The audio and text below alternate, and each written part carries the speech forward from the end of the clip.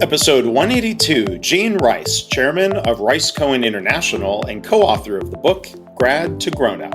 I was about as opposite of humble as you could be. I had this huge ego. I made this impulsive decision. I'm Mark Graban. This is My Favorite Mistake. In this podcast, you'll hear business leaders and other really interesting people talking about their favorite mistakes. Because we all make mistakes, but what matters is learning from our mistakes instead of repeating them over and over again. So this is the place for honest reflection and conversation, personal growth and professional success. Visit our website at myfavoritemistakepodcast.com. To learn more about Gene, his book, and more, look for links in the show notes or go to markgraban.com/mistake182. As always, thanks for listening. My Favorite Mistake, I'm Mark Graban, and we're joined today by Gene Rice. Among other things, he is author of the book titled Grad to Grown Up, 68 Tips to Excel in Your Personal and Professional Life. He co-authored it with his daughter, but we have Gene here today. He is the chairman and co-founder of Rice Cohen International. Gene's been in the recruiting industry for nearly 30 years and has been recognized as one of the top executive search professionals in the world. He's completed over 1,000 retained searches, and that includes 211 in the C-suite. So he's been recognized by Recruiter.com as one of the 100 most influential people in the history of the executive recruiting industry. So before I tell you a little bit more about Gene, welcome to the podcast. How are you? Hey, Mark. I'm happy to be here. And I want to first compliment you. I've had the opportunity to listen to a couple of your podcasts, and I really like the whole premise of it. And so I'm looking forward to spending some time with you. Thanks for having me. Well, yeah, likewise. And it would be great to hear your story. I think there's very little risk that you'll be kicked off of that list for sharing a mistake story, right? Listen, my podcast could be my many mistakes, right? You could do your own series. See how this goes today, at least talking about a favorite. But so again, Gene Rice, he also co-founded Rice Cohen Training and Consulting, which is the largest training firm focused on improving the skills of executive recruiters. And he's an active member of the community. So Gene finds various ways. Oh, and who's your dog? Well, we're going to get them under control now. I'm sorry, Mark. It's all right. What's your dog's name? This happens. It's Chase. Right? It's my daughter-in-law's. They're walking outside now. Sorry. All right. So we'll Chase out of here. We just chase out. I Chase. What kind of dog is Chase? One of those mini poodles. All right. Well, it was good to hear from Chase. But so back to Gene. Gene, gives back and contributes to his community. He, after many years of being involved with the Make-A-Wish Foundation, a great cause, and serving on the board, Gene and his wife Michelle founded the Plant a Seed, Inspire a Dream Foundation, a 501c3 nonprofit that allows financially challenged youth to pursue their passions. So I know we'll talk about that later on.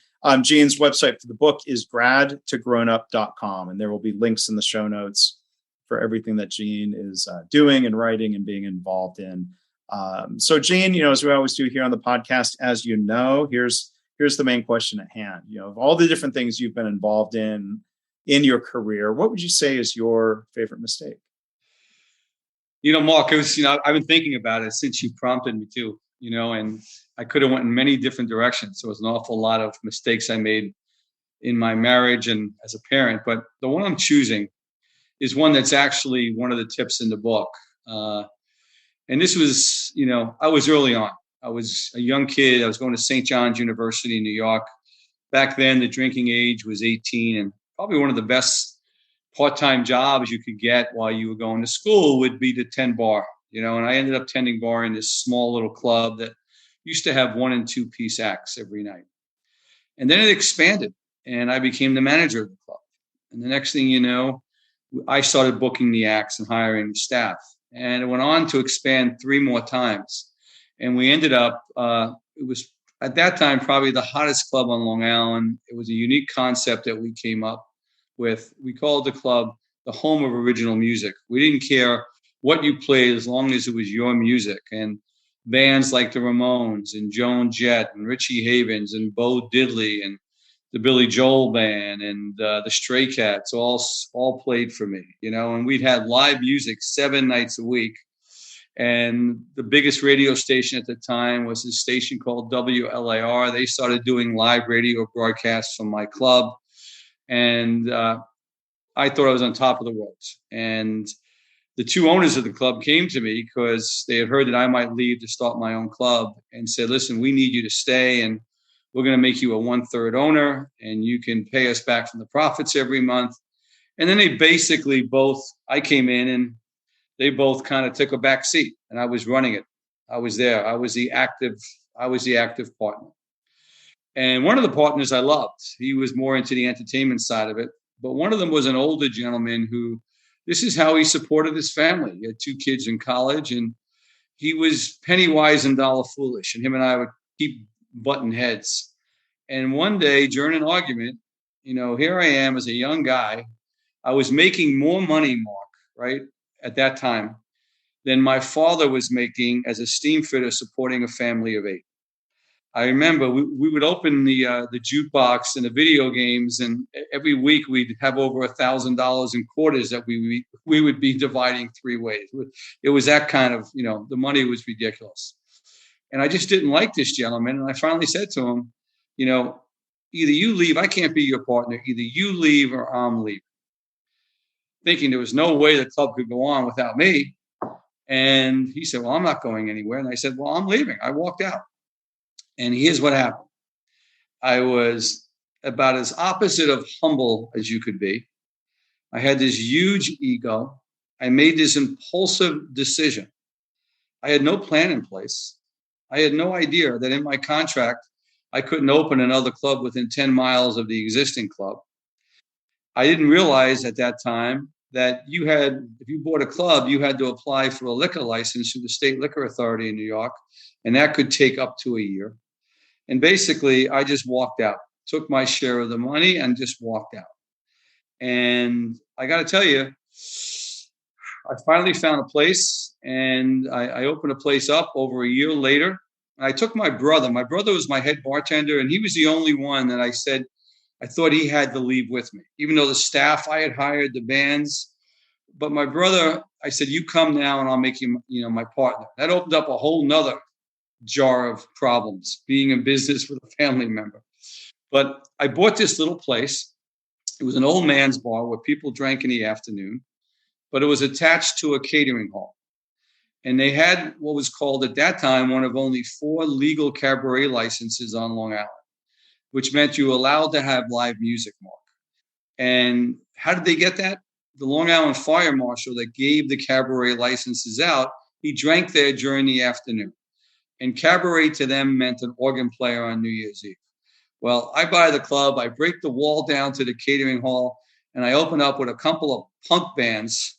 And I got to tell you, that town went absolutely nuts. Well, I'm sure the old men drinking in that bar weren't happy. They lost their place, right? They yes. weren't happy. Yeah. But the neighbors, they built it was on the main street in the town, but it was an upper middle class town. They built houses too close to the main street. The neighbors didn't want a rock and roll club there. So it became a race. They were calling the police every night. The police came. The town put in a special ordinance, a noise violation ordinance for me. They would make me pull the band off the stage as soon as they started playing. I'd have to refund all the cover charge. And it got to a point where I went from having all this money, Mark, to the end where I had to borrow money from my future wife to pay the electric bill, But what came out of it was my greatest failure, right? And it could have destroyed me. But I learned so much from that mistake, right? I never, ever took success for granted again, right? Every business decision I made was a very calculated decision, right? I wasn't impulsive. When I opened up the executive search firm, I was leaving a 6-figure job in corporate America, but I had planned everything out, right? We had bought it to get all the equipment. I had made a deal with the CEO of the company at that time that my recruiting firm would take on all of the company's hiring needs. They would pay us a retainer every month that gave, the start of the business. I learned so much from it, right? And I grew from that. And that's the one thing in tutoring and mentoring a lot of young adults, Mark, I see so many of them that the first time they experience failure, they have a really hard time recovering, and in the book, I talk Grad to Grown Up. I talk about the fact that, failure is part of life, right? And you got to take ownership of it. You can't blame someone else, right? I'm mentoring a young executive right now. He's on his fourth job in 5 years. And every time he's telling me everything the company did wrong, and I'm like, wait a second. Company hired you. They paid you. They wanted you to be successful. If you're going to break this cycle, you have to look at it with a different set of eyes. You have to take ownership for the mistakes you made, right? You have to identify and write down what you're going to do different the next time, right? So you can, and what now? How are you going to move forward? Because I think real failure is making the same mistake twice. If you can fail, but you can now look at with a different set of eyes and more information, then it can really be a learning experience and it can really propel you in life. And that failure I shared with you about the bar, it propelled me in my career going forward. Yeah. Wow. I mean, Gene, thank you for sharing all that, because between the story and your reflections, I mean, everything you talk about there encapsulates what this podcast series is all about, right? Recognizing we're all going to have failures. We're all going to make mistakes. Thank you for sharing about, the mistake of quitting and not checking things out well enough in advance, the mistakes involved in that other bar. But like you said, the learning and that came out of it. I mean, that's really powerful to hear how those mistakes stayed with you and kind of fueled future success. And Mark, that was like, at that point, that was a low point in my life. I still talk about it. I had to move back in with my mom. I had no money at that time. I went from being this big rock and roll club owner, to being a total failure. So I do look back at it that, at that time, I didn't know if I'd be able to recover. But it did help me and it did propel me. And I sat down, I was very honest with myself and I was very introspective, and that allowed me to move forward. Yeah. Well, yeah, like you said, that honesty, when I think, to other guests who have taken ownership for their role, even if, there were circumstances where, let's say, it wasn't all quote unquote their fault. I think it's a lot more helpful to think of, what role did I play? What could I have done differently to take that forward? And, I'd be curious when it comes to, working with these kids, and sort of learning to roll with it or bounce back from failure. Could you tell us a little bit more, even an example of, what you can say? Maybe, is it easier said than done to say, well, you need to learn, you need to bounce back. It's okay. I'd just like to hear more about that. I'll even tell you something which I think is really important. And one of the things I really talk about in the book, Grad to Grown Up, Mark, right, is for the last 25 plus years, every summer for 8 weeks into my company, we would take 4 college interns in. These are all 4 really bright kids going into their senior year of college, right? And they went through a pretty in-depth interviewing process against probably 25 or other 30 candidates, and 4 was selected, right? And I felt that if they're going to spend 8 weeks with my company, I had a responsibility to spend some time with them. And it started off where I'd schedule a couple hours with them once a week. And it started off as Gene's life lessons, Mark. All the things I wish I knew going into my senior year. And if I could share some information with them that might help them avoid some of the potholes, all the mistakes I made, I wanted to do that. And what came out of it was so many questions. And can you talk about this? Can you talk about this? And it made me realize just how few of them were really prepared not only to start their professional careers, but their personal careers. And the thing I talk about in the book, these were really bright kids. So when you sat down, they went on to be lawyers. They went on to be doctors. They went on to be accountants. They went on to be engineers. And I would always sit, before the summer was over, I'd make sure I sat with each one of them one-on-one to get feedback on how it went. And I would ask them, I would say, why are you going to engineering? Why are you going into law? Why? And the overwhelming response, Mark, was at some point in their life, someone very influential to them, a parent, a grandparent, maybe a teacher, a mentor, coach, kind of guided them in this direction, right? And they guided them because they thought they could make a good living doing it. But the experience was the overwhelming of them, they never had any hands-on experience doing it. And they'd come back to me a couple of years later. Like I'll tell you the story. Two of them went to two of the best law schools in America. One went to NYU, one went to Boston College. They both had six figures in college loans. And they both graduated in the top 25% of their law class, went to work for big law firms. And within 2 years, both of them came back to me and said, I hate what I'm doing. I hate it. Yeah. Absolutely hate it. And so I really think, so to finish the story, my daughter, who I wrote the book with, Courtney, she went to Lehigh. I told you she had a double major. She had economics and English. She graduated, at Lehigh, if you graduate with a 3.75 GPA or higher, they'll pay for your advanced degree. So she stayed and got her advanced degree. She thought she wanted to be a lawyer. Well, she always had a passion for teaching, but she thought that was under her. All her, the kids she was graduating with was going into Wall Street or they're going into consulting.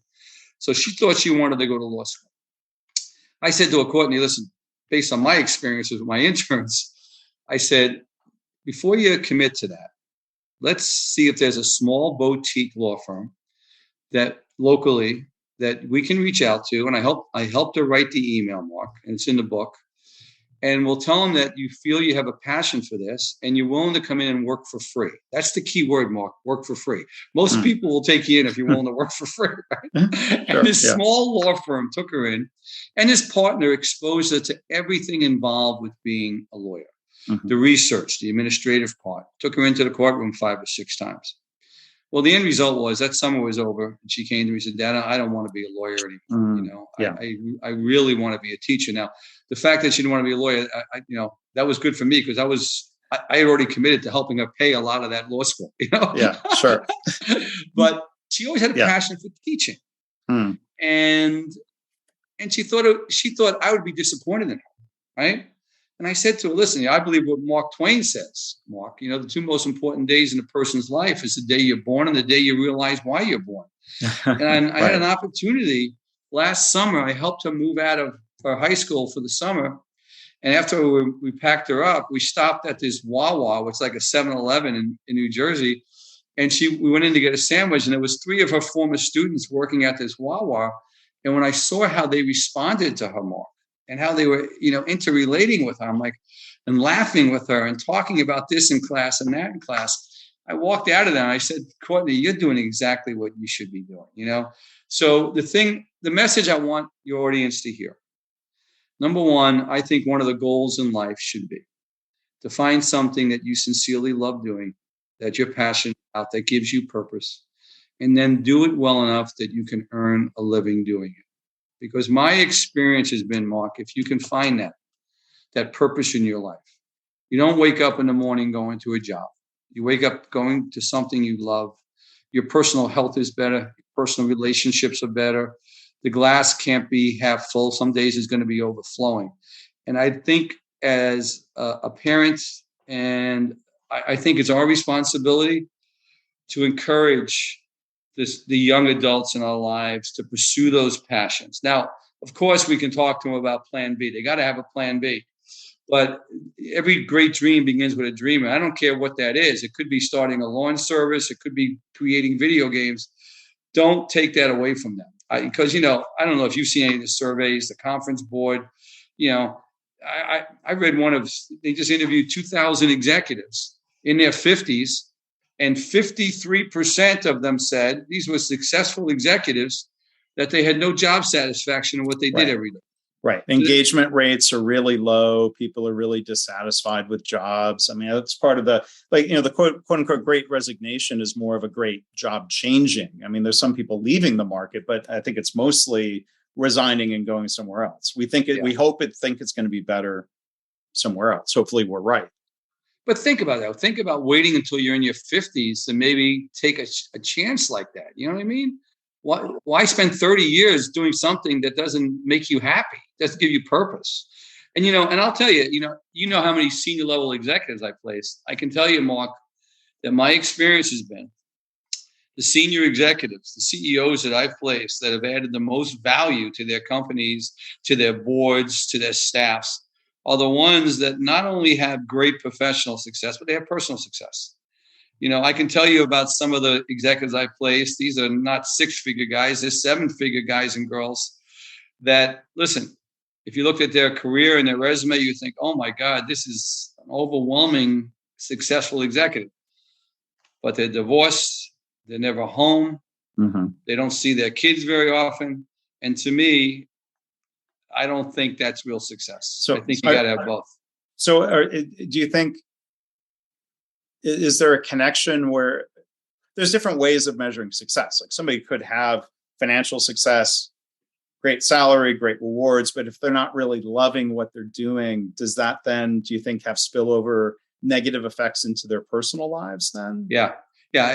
I think the point I talk about, Mark, is my experience has taught me that you can't have real professional success if you don't have personal success. And that's why in the book, Grad to Grown Up, it's 5 sections, but the last section is life and relationships. My publisher said, we love this section, but we think it's a separate book, And I'm like, well, wait a second. I said, I believe you can't have the professional success without the personal success unless I show them that I was vulnerable from a personal perspective, right? And this is what I had to do to overcome some of the personal issues to have both. Then I'm not sharing what I need to share, Yeah. I mean, so it sounds like maybe, it goes hand in hand that having, having a more successful personal life, or having better relationships or better family connections, or kind of, gives people, or does one lead to the other? Or do they go hand in hand? I'm making a mistake of not forming a really good question there, but. I think the more you have the personal, and let me tell you my own story. So I leave the bar business and I go to work for a division of an international Fortune 100 company called Alcatel. I start in sales, and within 7 years, I go from sales to sales management. I go from New York City, where I'm selling. 13 months later, I become the sales manager running the Long Island office. 11 months later, I'm promoted to the general manager and moved to New Jersey to run the New Jersey state. A year later, I'm now a district manager running New Jersey, Philadelphia, and Delaware. I then end up running all East Coast operations. So this is in the late 1980s, Mark. I am a 6-figure executive. I'm overseeing over 1,000 people, whether directly or indirectly.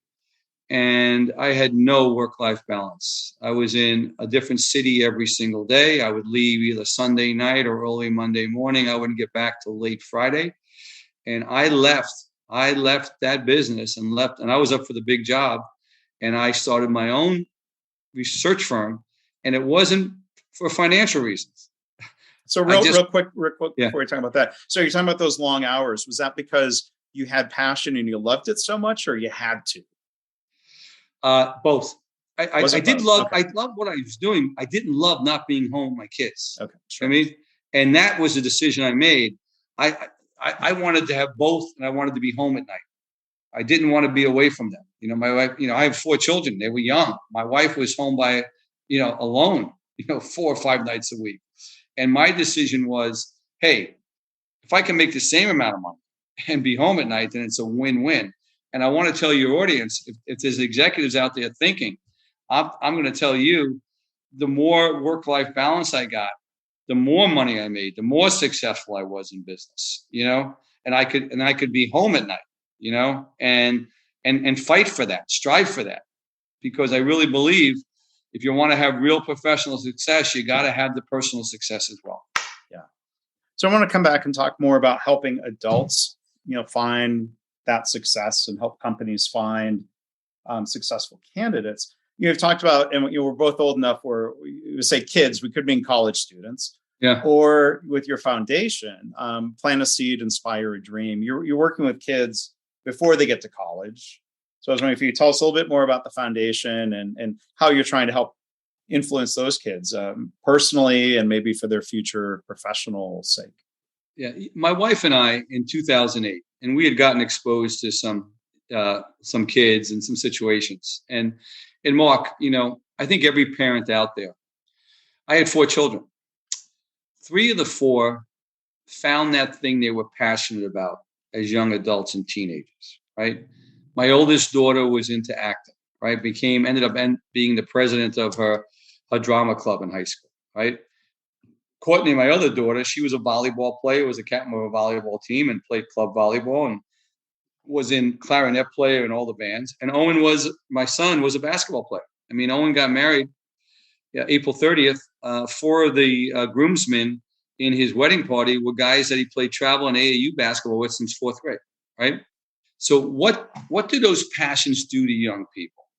Well, it builds their self-esteem. It might be that one ray of sunshine on a cloudy week, right? It's something to look forward to. My son was late for everything, but basketball practice. Come on, Dad, I want to get there early. Right? Right? It connects them with positive role models, the coach, the mentor, the guitar teacher. And depending on the passion, it connects them with like-minded kids and friendships are formed, right? That helps someone grow as a young adult. Now, one of my daughters never found her thing, and she probably had the toughest time as a teenager, Mark.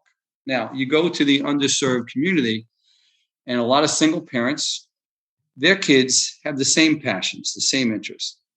But you know what? In most cases, the financial resources aren't there for the child to take karate lessons 2 times a week, to take singing lessons, to take art, to take cheering, right? To play basketball. So my wife and I step in and we will interview the child. We meet with the child and the family. We will find them who that mentor is going to be, who that teacher is going to be, who that sensei is going to be, the drum teacher. We put them together. We check with them every single month. We give them an annual scholarship. And at the end of the year, we meet with them again and we renew it. And we've had kids go on to get, dance and cheering scholarships. We've had one young man, multiple black belts in karate. And we believe that's a major thing. So the Plant a Seed, Inspire a Dream, we've helped over 800 kids. And the message I want to send is this book, Grad to Grown Up, any financial reward that comes from me personally, the publisher is sending it directly to charity to help more kids. And if there's anyone listening who's having a hard time and has a child, just go to the website, theplantaseedfoundation.org, and you can fill out an application and we will get back to you. And do they have to be located in any particular states or areas? We were helping them. I will tell you, Mark, we started off, we were helping them all over the country, right? We had kids everywhere. Texas, California, Chicago. And then we try to narrow it down now so we like to meet the kids and it makes a difference. So we have them from, let's say, New York to Philly, right? Or Delaware. Now we make exceptions. And that's why I'm saying to your audience, if there's an exception out there, we will review it and we will make decisions on it. Mm-hmm. Okay. Well, it's great that you're providing that help and, finding a passion. I'll, just to reflect for a minute. I'm a drummer, and I was fortunate. I've got a pair of drumsticks over here, but I was fortunate that my parents had the means to provide drumsticks and a drum, and could pay for drum lessons and things. And I decided not to pursue that as a career. Kind of thinking back to career decisions. What does that passion become a career, or does it remain a hobby and an interest? It's hard to decide, and these possible career mistakes that people can make. I mean, it's such an important decision, and how many different careers or opportunities, or how many possibilities are you even exposed to? There are certain jobs everyone knows: doctor, lawyer, teacher, police officer. And then there's so many other jobs that kids might not ever be exposed to. So how do we help them with that, I wonder? Well, a couple of things. First of all, we had one of the Plant a Seed kids. I don't know if I told you this, Mark. He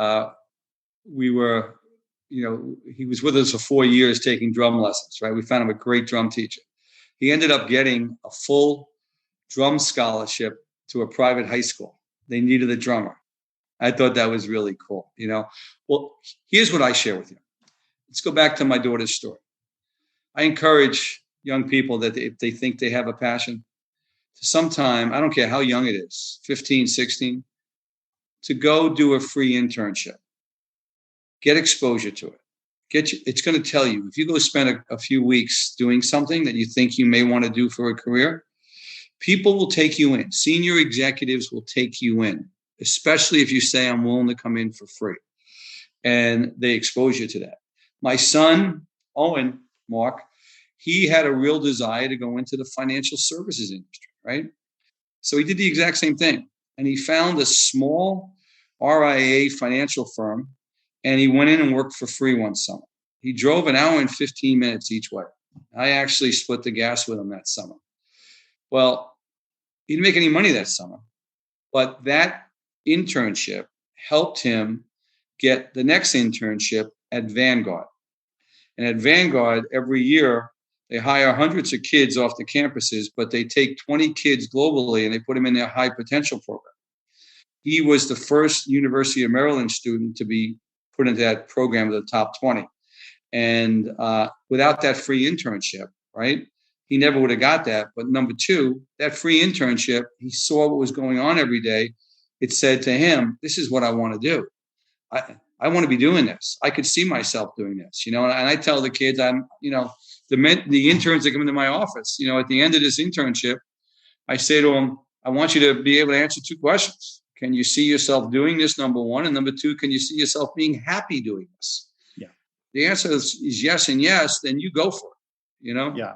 I mean, so hopefully that answered your question. Yeah, it does. And I mean, it's the best guess. And yeah, I just love the examples that you shared.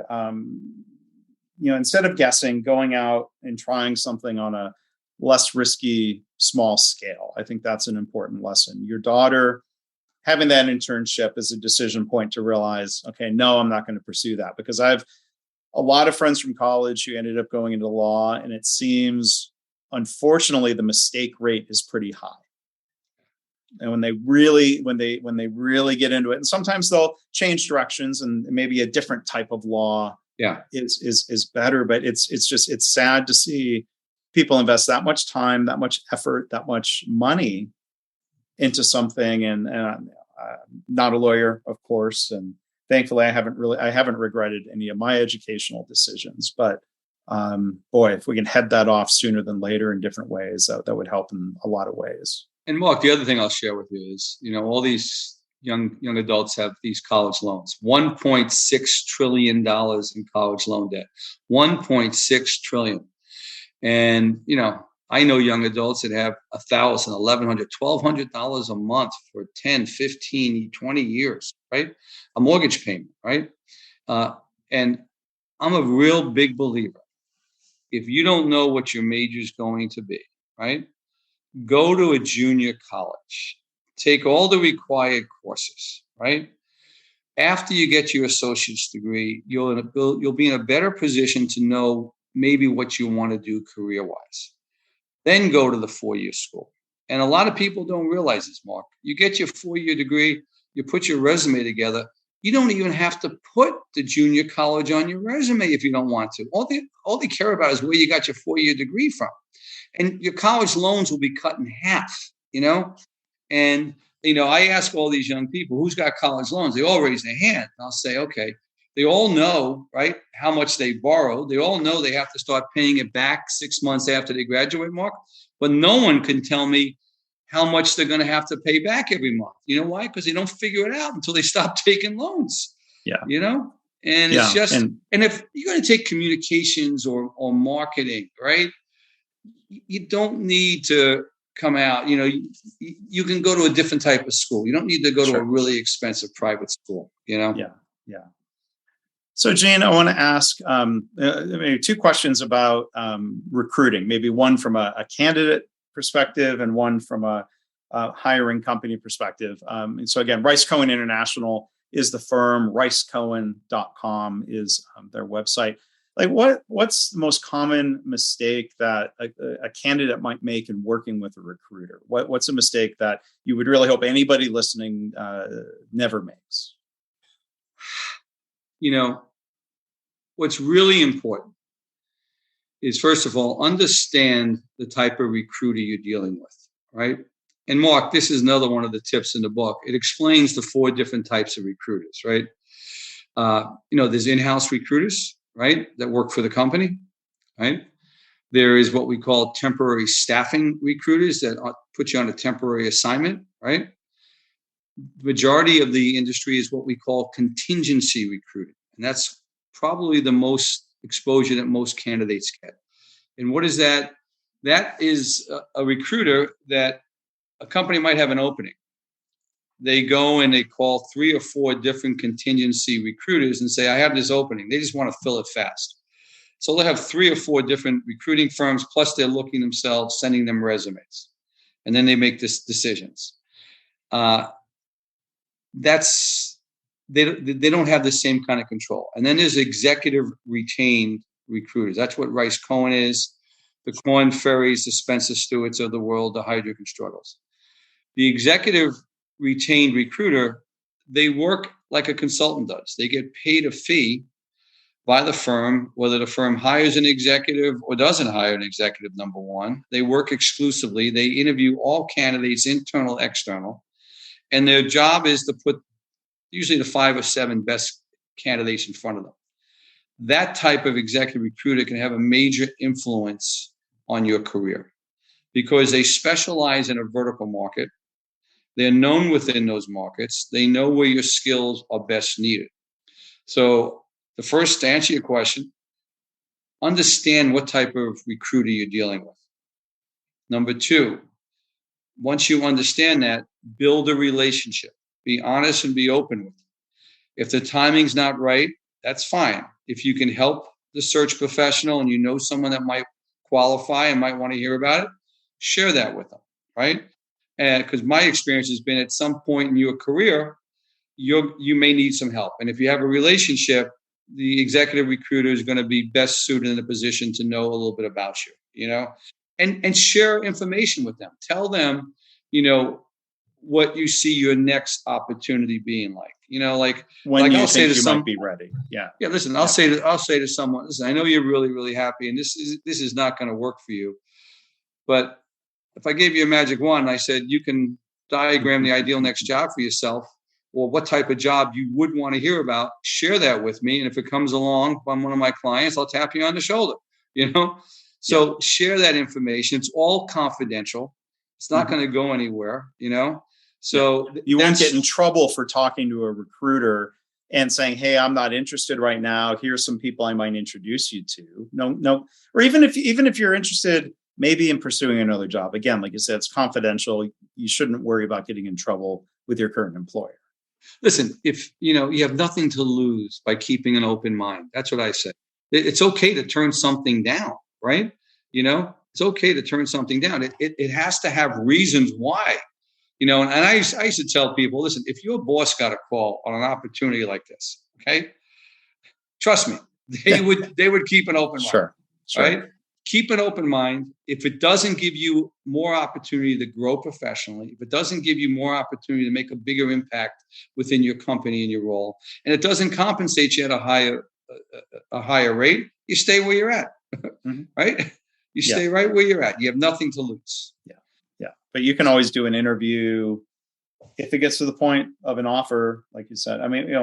What percentage of the time? This is a general question, but for the types of searches you do, how often does somebody, kind of the preferred first choice candidate, turn it down for one reason or another? Well, honestly, if it goes that far and the top candidate turns it down, then the search professional hasn't done his job properly. So what we do before a final interview, Mark, after every conversation with an executive, we're asking them, what is it about my client that has you interested enough that you're going through a pretty intense and behavior-based interview with us, and now you're willing to interview with them? What are the reasons that's driving this for you? Sometimes the executive might say, there's nothing in particular, but I'm just, I'm unhappy and I'm keeping an open mind. Okay, that's information we need to have. But a lot of times they're going to give you 2 or 3 reasons, Mark. And then after every interview, we're going to say, did those reasons hold true? Did any new reasons surface, right? At some point during the process, we may recommend reasons that they didn't share that they might not be aware of. Like, are you aware that the 401k is a dollar for dollar match? Do you realize that they have a separate, profit sharing plan that's been contributing this much, So before the final interview, there's, usually 13 or 14 reasons that we're sending to the candidate. And we're saying something like this. We know tomorrow you're going in for the final interview. We thought it might be helpful just to share back with you some of the things you shared with us around the reasons why you're intrigued. Reminding them. Yeah. Reminding or confirming, right? And there's 13 or 14 quotes from them, and by that time we've already figured out, okay, if the compensation's X, or is that not going to be an issue? So we already know on the other end that we can come up with the compensation needed to make that not an issue, And then we're saying, what questions do you have? Is there any concerns? I want to get them all addressed, and and I'll tell you, there's 3 things that make for not only a good short-term match between an executive and a company, but more importantly, Mark, a long-term match. If you're going to join a new firm, you should feel that you can come in and make a contribution, and you should know how you're going to do that. But equally as important, you should know a year down the road that by joining this firm, you should be able to look yourself in the mirror and say, as a result of me joining this firm, I've grown professionally in these ways. It can't be all you contributing and not growing. And then the third, and this is where people miss it, and I recommend going back, the most important thing is not only should you respect the person you're reporting to and the people you're going to rub shoulders with every day, but you should like them enough personally that if you had to go out and break bread, it wouldn't be something you would dread doing. The people part of it is critical. You can be contributing, you can be growing professionally, but if you hate your boss, you're going to leave pretty soon. Yeah. Right. So I've said to people, I need you to spend more time. I want you to spend more time with this person and that person. I want you to feel that this is someone that you can really grow from, that you can enjoy being around, and that piece I recommend. Yeah. So finding that match, I mean, it's a big risk, especially if someone's relocating. There's a lot involved. You really, and you need to find that match. And it sounds like you've refined that process over time, even to the point. I think it's interesting. You train other executive recruiters. You're sharing what you've learned. Yes. So for me, I want people to do it the right way, and, now it's changed a little bit since COVID, but, when we would move, when we place a C-level executive, more than 50% of them, they were picking their family up from one city and moving to another city, Mark. Like I know you've done recently with you and your wife, right? Yeah. There's children involved. There's a spouse involved. I would tell my staff, we're involved with this. We got to make sure this is a really good fit. I want all the questions answered. I want the concerns addressed, right? Because not only is it the right thing to do, Mark, but if I place a senior executive and it fails, it not only affects their family, but affects my relationship with the client, Sure. You put the right person in, the relationship grows. You put the wrong executive in, it can destroy the relationship. So it's something that we really took a lot of pride in. Yeah. So maybe a final question, like from a company side who's looking to hire a high-level executive. It seems like there's all kinds of risks. If somebody is moving up into a certain position for the first time, their first C-level job, or somebody who's done that job before but is switching industries, how do you try to mitigate the risk of, let's say, first time moving up or moving over? If someone's always been in the same vertical for a while, so let's say they've been in manufacturing and now they're going to jump to a services business. How do you try to make sure that is a good fit that way?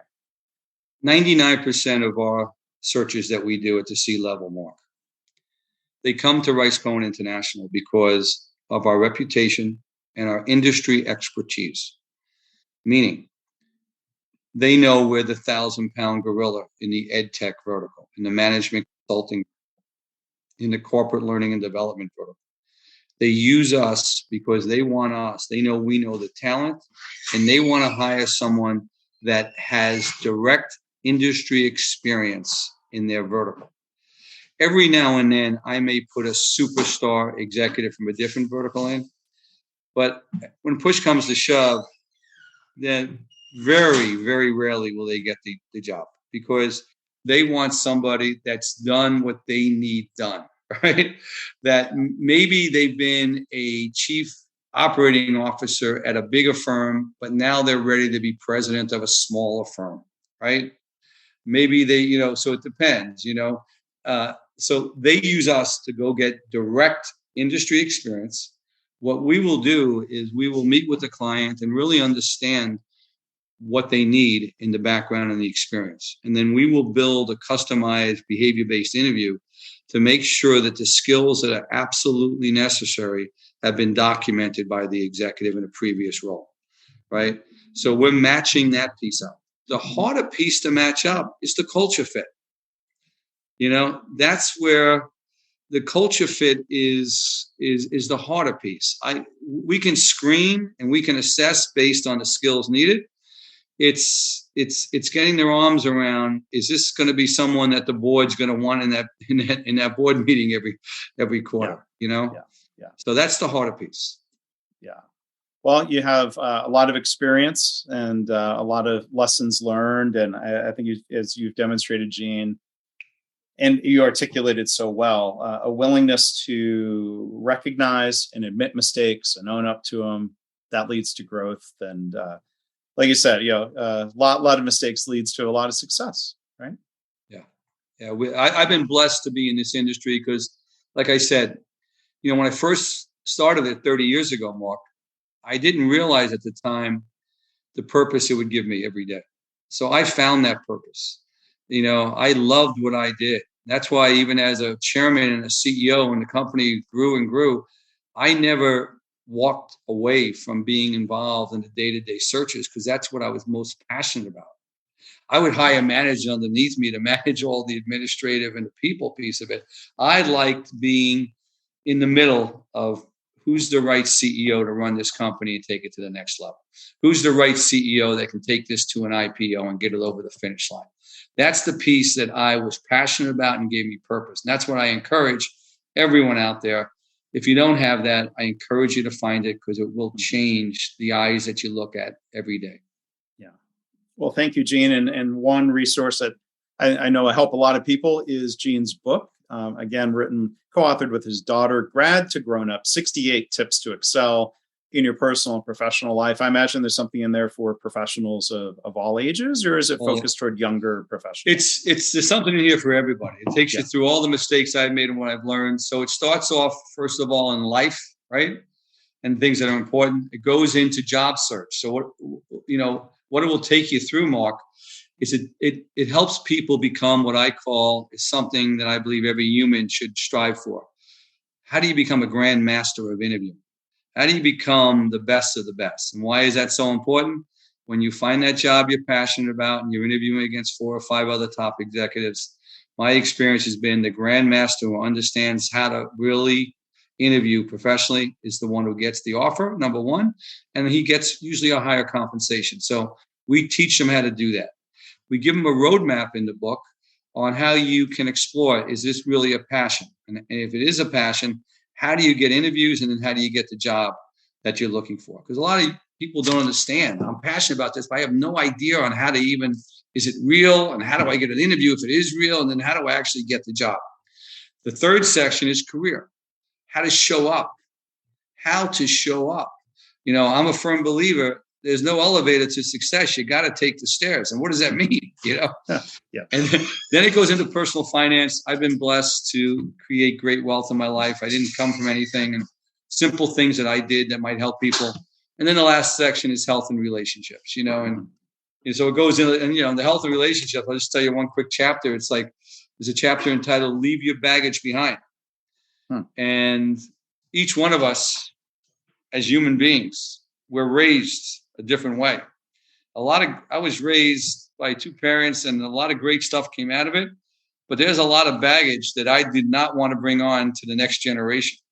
But you have to first identify that baggage you want to leave behind before you can leave it behind. So I talk a little bit about some of the baggage that I left behind and how to do that and why it's so important. So there's 5 sections, the 68 tips, and I think there's something there that can help everyone. And if someone can get 2 or 3 things out of it that's helped them, then the reason why I wrote the book is just to help people, and it's been a success. Yeah. Well, thank you for telling us about that, Gene. Congratulations on writing that. And thank you for sharing so much about the different aspects of your career and the work you're doing with the foundation. Really enjoyed hearing about that. So there will be links to the book, Gene's company, the nonprofit. Look in the show notes for that. So again, Gene Rice has been our guest, Rice Cohen International, and many other organizations. Thank you for being here. But Mark, you don't want to hear about the other 287 mistakes I've made? I'm gonna help you start a podcast series. That's right. Yeah. Thank you, Mark, for having me. I really enjoyed it. Yeah. Thanks. Same here. Well, again, to learn more about Gene Rice, his book, Grad to Grown Up and more, you can look for links in the show notes or go to markgraban.com/mistake182. As always, I want to thank you for listening. I hope this podcast inspires you to reflect on your own mistakes, how you can learn from them or turn them into a positive. I've had listeners tell me they started being more open and honest about mistakes in their work. And they're trying to create a workplace culture where it's safe to speak up about problems, because that leads to more improvement and better business results. If you have feedback or a story to share, you can email me, myfavoritemistakepodcast@gmail.com. And again, our website is myfavoritemistakepodcast.com.